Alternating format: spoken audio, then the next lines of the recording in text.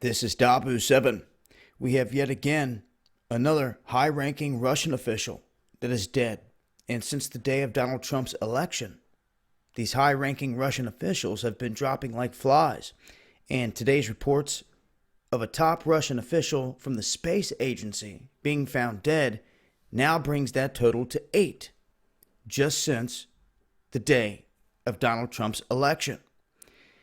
Now, I've covered some of these events separately as they've happened, as we've come across them.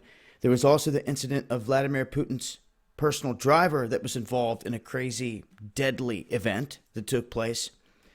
But we had Andrei Karlov. He was the Russian ambassador to Turkey.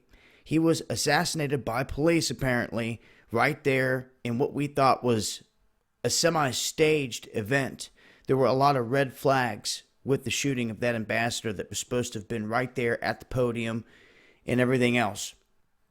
Well, on the same day, another diplomat was also killed. He was shot dead in his Moscow apartment. Then we had Russia's ambassador to the United Nations, Vitaly Churkin, died in New York this past week. Churkin was rushed to the hospital, out of his office at Russia's UN mission, and initial reports said that he suffered a heart attack.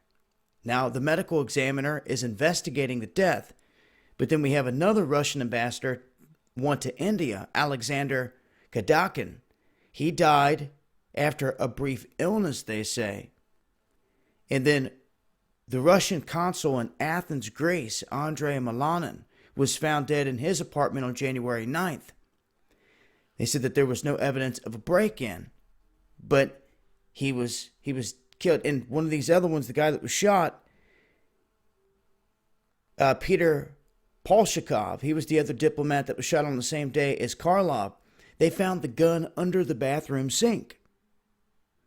So it wasn't suicide. Then we have an ex-KGB chief, Oleg Uralvenkin.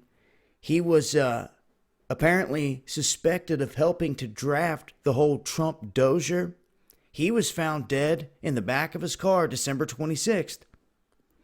Then, on the morning of the U.S. election, if we go back further than 3 months, on the morning of the U.S. election day, Sergei Krivov, he is a Russian diplomat. He was found unconscious at the Russian consulate in New York, and he died on the scene.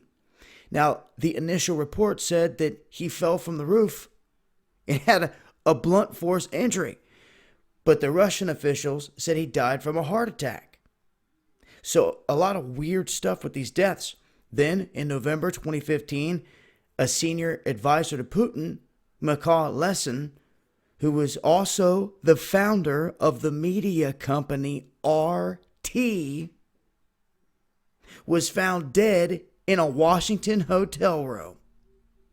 Said that it was once again heart attack.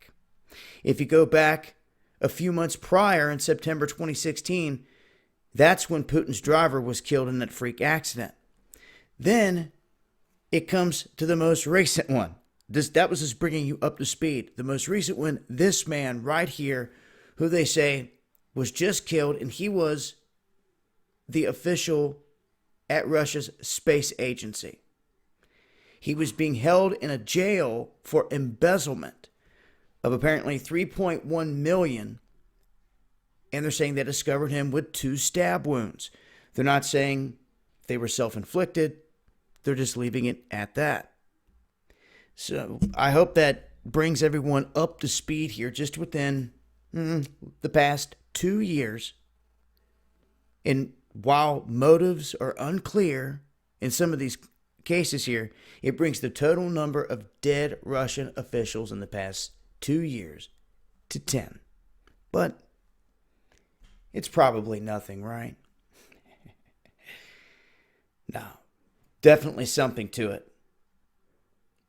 Dead Russian officials all over the place. Well, here's the latest.